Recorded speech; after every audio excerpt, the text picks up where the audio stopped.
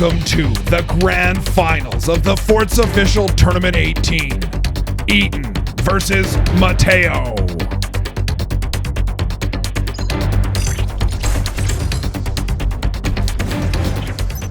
Ladies and gentlemen, welcome to game number 14, the grand finals of the Forts Official Tournament 18 replay commentary here on SynergyGamingTV.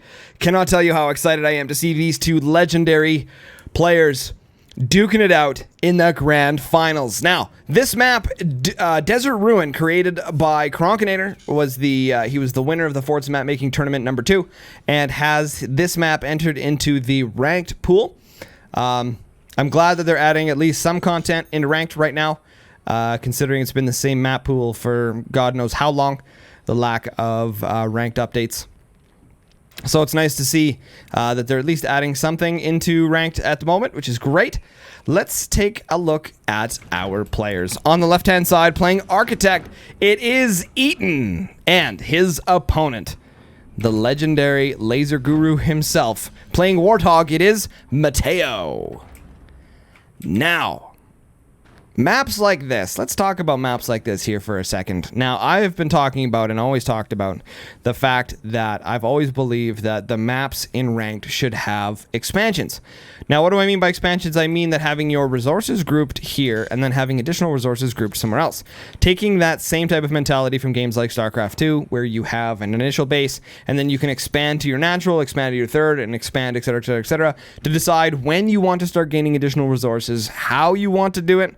And it adds a very, very dynamic playstyle to the game, something I think that Forts has been lacking for a very, very long time. So, to have this type of map in ranked play, I think is absolutely fantastic. Now, let's take a look at our players and what they're doing here at the moment.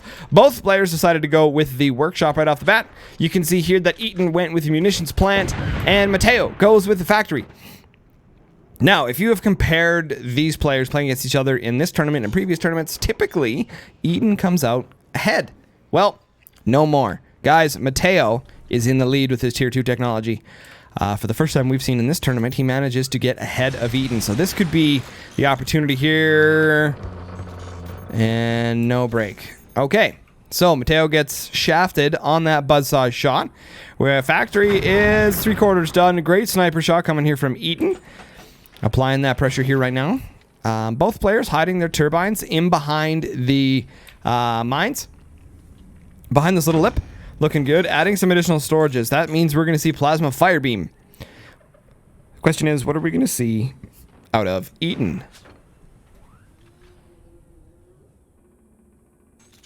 Okay. Adding a little bit of expansion, so he's going to add batteries. That means we're probably going to see a howitzer coming from EtaN. Buzzsaw coming straight through there, doing a little bit of damage, and taking out some of the bracings in the front. EtaN there saying, nice shot. I'm thinking that this little bit of banter they do is kind of maybe like calming down their nerves, or a way to deal with the anxiousness, possibly, because it seems like they chat a lot. So who knows? Who knows? But it's just something I thought of now, is that I know that when I'm nervous, I talk a lot. I talk quite a bit extra, so maybe, I don't know. These guys are pretty experienced when it comes to playing Forts, so to have them nervous in games now, I highly doubt it. I'm sure that these guys are relatively adapted to it by this point here. Matteo moving some of his storages out of the way, or removing them completely. He's placed down, I see what he's done. He's placed down the plasma and no longer needs those storages, and now he's going to be able to use those resources gained from this to place down the firebeam a little bit quicker. Interesting. I don't think I've ever seen that. I like that. Ballsy, but I like it. Another buzz shot here from Matteo, getting shafted on this pillar. It's not dropping. Why he's breaking it up there? What he needs is 2 of them, right? So he can shoot up here and then down here and take it out. Now, we have an exposed howitzer here from EtaN. That's really ballsy. Completely exposed like that. I don't understand that at all, especially with these, with Matteo's ability to use lasers. I'm surprised to see that. That seems almost like a mockery that it would be exposed like that. I would have to ask EtaN why he decided to leave something exposed. If you watch this replay commentary video, EtaN, please let me know in the comments down below as to why you just left this completely exposed. Because I honestly cannot compute at the specific moment. EtaN here adding a lot of cheddar into the front. I don't think he's totally aware what's coming. We do know that adding out large bracing in front of a fire beam is very good. So actually, I shouldn't say he doesn't know what's coming. He knows exactly what's coming. He understands that it's going to be fire beam plasma. Buzzsaw coming in here, hitting the door, not a big deal. Manages to brush that off with relative ease. Shot right on there. Okay, that actually went right through the bottom here. So whatever that is with the hitbox on this, that is absolute garbage, because that should have been taken out. Why that went right through the bottom, I don't know what the hitbox is on this thing, but that was an absolute ripoff. Matteo completely hit that. I have no idea what happened there. We'll have to look at that in a slow motion replay and figure out exactly what went down there. But that looked relatively broken to me in that specific situation. Well, like I said, we'll break it down and we can look at it. All right, adding some additional energy production here. Both players, no, EtaN moving up to second and Matteo moving up to this third turbine here to get a little bit more energy. We've got some Garys here. Shot is a whiff. Man, both players are whiffing like crazy so far this game. Both first shots, excuse me, have been unsuccessful. EtaN applying some pressure here with his sniper, wanting to make sure that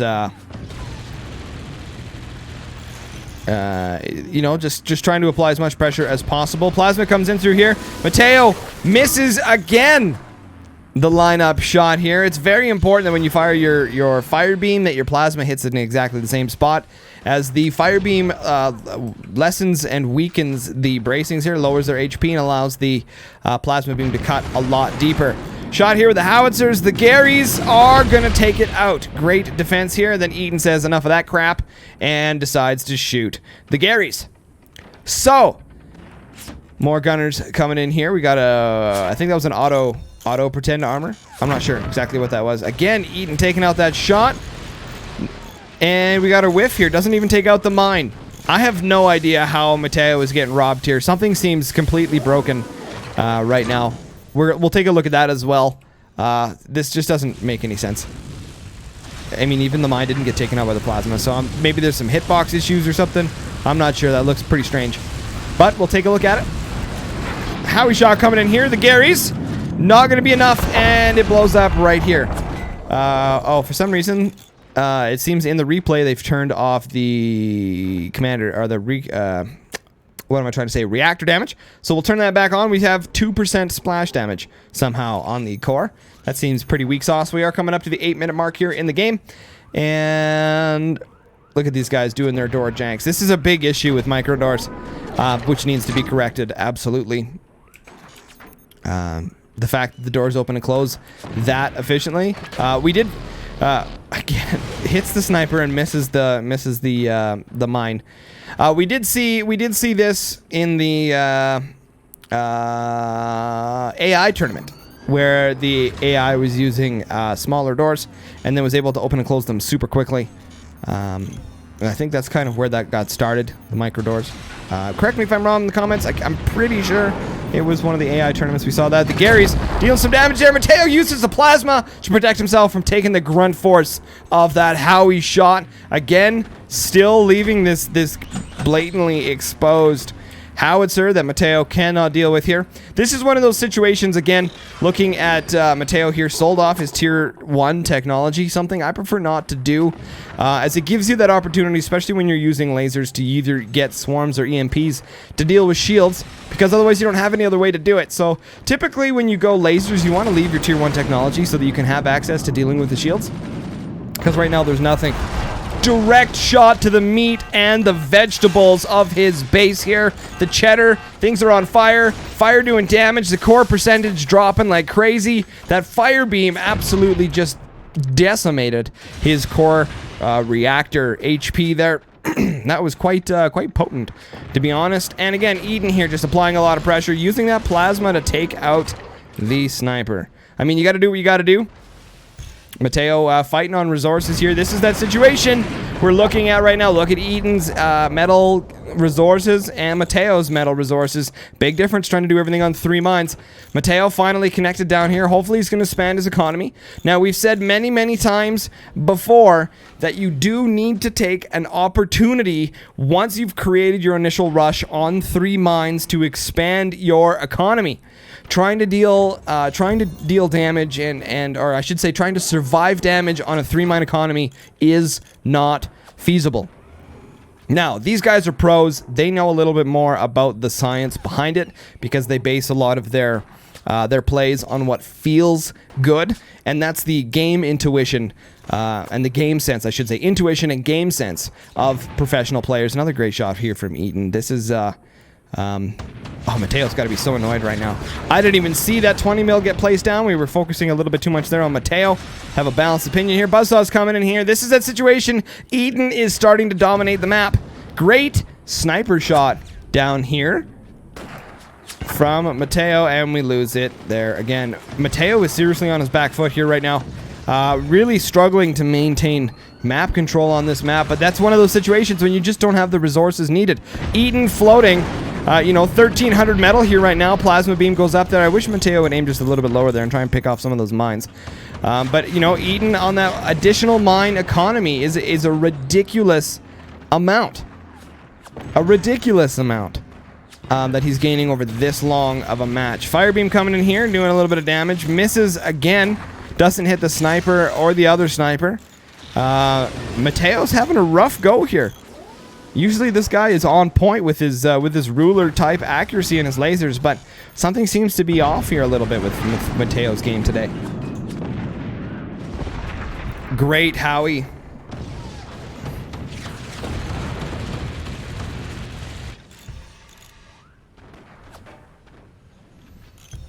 All right. Yeah, we can absolutely see here in this specific moment that EtaN is starting to dominate the map control. Again, EtaN still hovering around 1,000 metal. Matteo basically out completely. This is a really good example to kind of show you that if you lose that initial map control from your... if you lose the initial map control from your burst, when you rush out all the stuff, you need to follow it up with economy. This is a situation where Matteo is running out of resources. He doesn't have enough resources to repair because he's only on a 3-mine economy where EtaN is on 4. Now, keep in mind, too, that Matteo hasn't been able to do enough damage here. This is one of the prime examples where 20 mils and things like howitzers, cannons, those types of stuff, the weapons from the munitions plant. Oh, and he whiffs that. Oh, but the sniper takes it out, his own sniper. Lucky there for Matteo.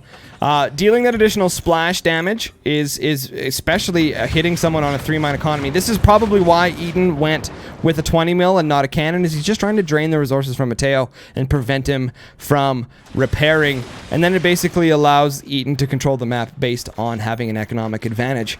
This is just showing you EtaN here floating metal like crazy. This just shows you how important having an economic advantage is in this game. That even just with allowing time to pass, that you can dominate the map and the map control by just having more resources than your opponent. Simply 1 mine and some splash damage is all the difference in this match, and it's allowed EtaN to stay in the lead for basically all of it. Howitzer, they're taking out some cheddar here. It's looking like Matteo's just going to try and hold himself off to the end. He doesn't even have the resources. No, he did have the resources. He just missed that, I guess, allowing that sniper shot to come in here. Matteo really struggling here, saying come on in the chat. EtaN is just dominating this map control at the current time.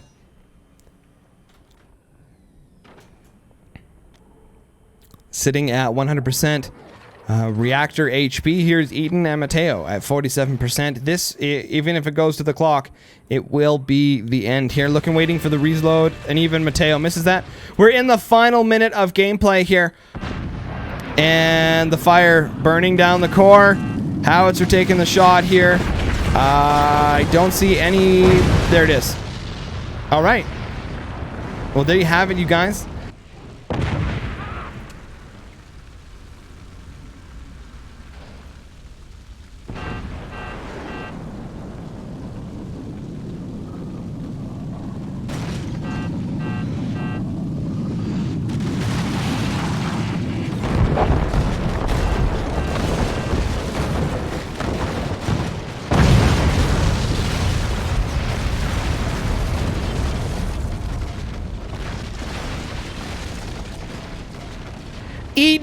is the grand final champion here in the Forza Official Tournament 18 replay commentaries on Synergy Gaming TV. Great job from Matteo. And fantastic playing from EtaN. This tournament, having those commander bands was much of a treat. Hoping to see some qualifiers maybe for the next tournament, and hoping that a lot more of the top tier players join in. But overall, I think the experience was very, very good. Glad to see that this tournament was put on. And a big shout out to Earthworks Games for allowing me to do these replay commentaries. So guys, thank you so much for watching. This was EtaN versus Matteo in the grand finals of the Forza Official Tournament 18. It was Architect versus Warthog.